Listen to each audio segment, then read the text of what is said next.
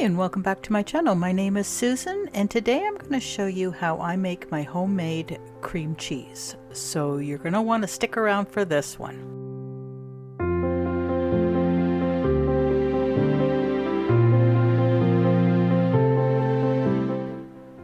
So let's start by adding 4 cups of whole milk to a heavy bottom pot.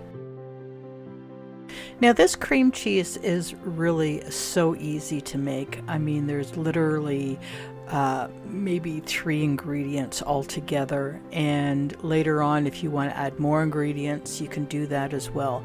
But the basic cream cheese is so simple.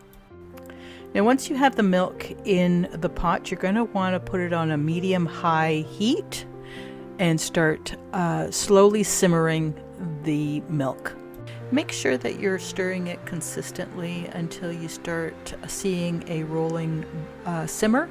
You don't want a rolling boil because that's going to end up scorching the milk, and you don't want that. Once you get to a point where the milk is hot enough, you're going to add your lemon juice or your white vinegar to your milk. You're going to want to keep stirring the milk, and as the lemon juice or the white vinegar starts going through the milk, you're going to see that it's going to separate.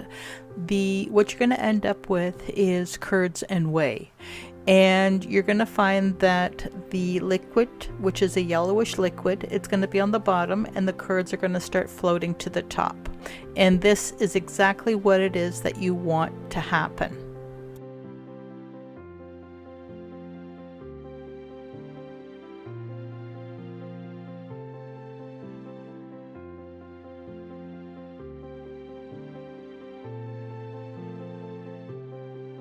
So as you can see, this is ready to go, and what you're going to want to do is have a sieve ready with some cheesecloth in it and a bowl underneath to collect all the whey.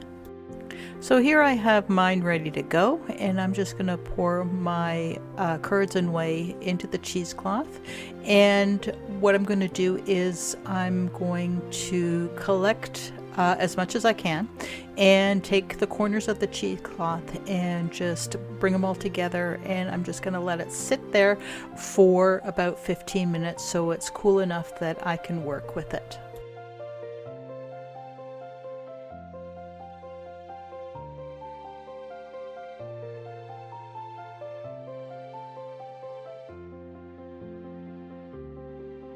So we're going to let the cheese drain. As you can see, there's quite a bit of water still there, and we're going to gather the corners of the cheesecloth together, and we're going to not really squeeze it, but we're just going to gather it together, and we're going to let gravity do its work, and we're just going to let that sit there, and by this it's just going to start cooling off, and we're going to be able to work with it.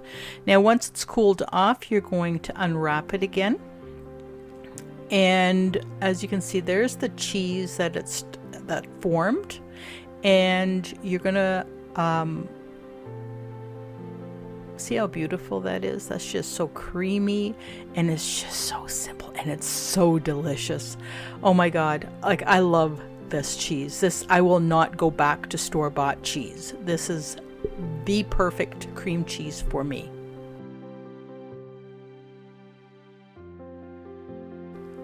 Now the whey that you see here, you can use that in soups.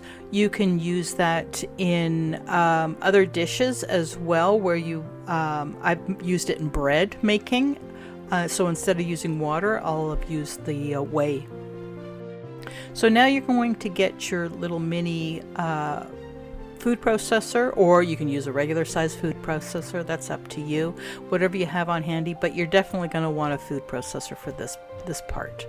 You're going to add it to it, and you're going to blend it until it's fairly smooth.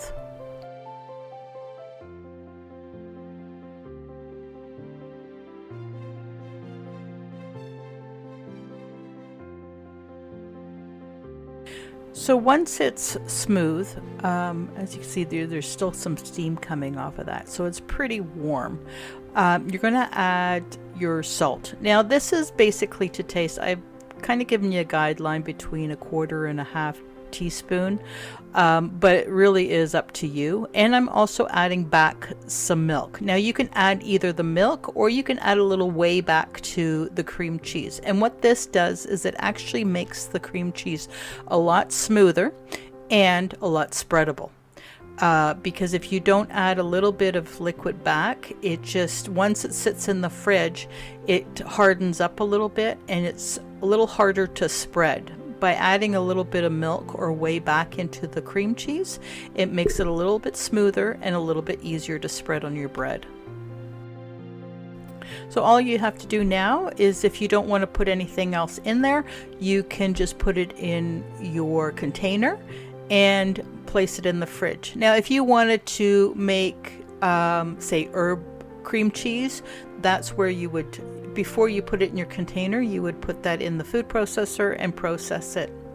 So you can add you can either have an herb and garlic cream cheese, or you can have a strawberry cream cheese, whatever suits your fancy. I personally like plain because I like to put either jams or jellies over top of it when I put it on my toast, but that's up to you.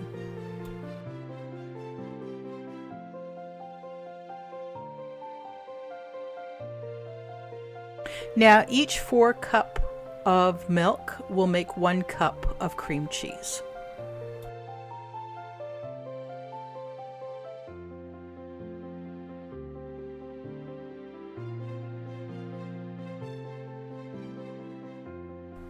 So this little recipe is so versatile. You can have it on toast if you need extra cream cheese to make a cheesecake or cream cheese frosting. This is your little recipe to start with, and it is like, it's so easy. It's so easy. I will never go back to store-bought cream cheese again because this is perfect. So that's it for today's video. I hope you enjoyed it. Remember to subscribe, like, and comment, and have a fantastic day. We'll see you next time.